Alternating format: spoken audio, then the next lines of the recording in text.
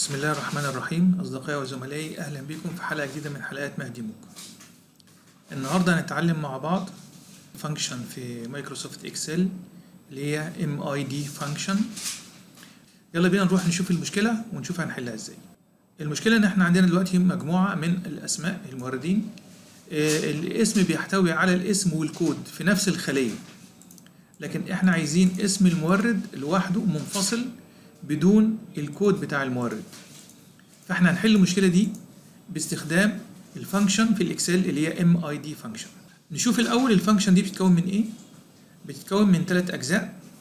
اولا الاسم بتاعها MID. الجزء الاولاني هو النص اللي انا عايز اشتغل عليه واشيل منه الجزء اللي على الشمال.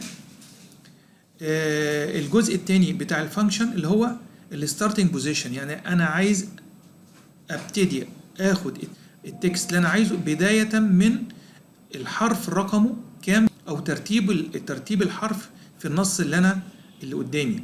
الجزء الثالث هو عدد الحروف او عدد الكاركترز اللي انا عايزها احصل عليها من النص الاصلي بتاعي.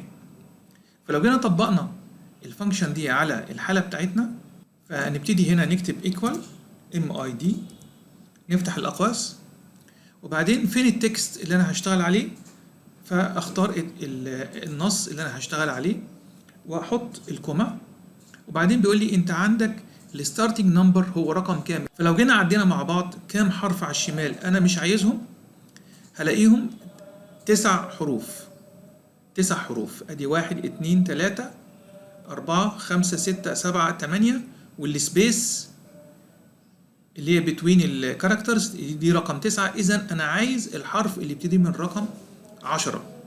فالستارتنج نمبر هيبقى عندي نمبر 10، واحط كوما، وبعدين انا عايز كام حرف من باقي النص كله، فانا هختار بقيه النص كله تقريبا اللي هو مش هيزيد عن 50 كاركتر في الغالب، واقفل الاقواس وادوس انتر.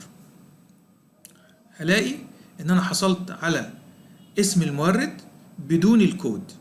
وطبعا زي ما انتم عارفين اعمل دراج للفانكشن في كل الداتا بتاعتي، فانا كده حصلت على الداتا بتاعتي كلها اللي هي اسماء الموردين بدون الكود. شكرا لكم، ونلتقي في حلقة قادمة ان شاء الله تعالى.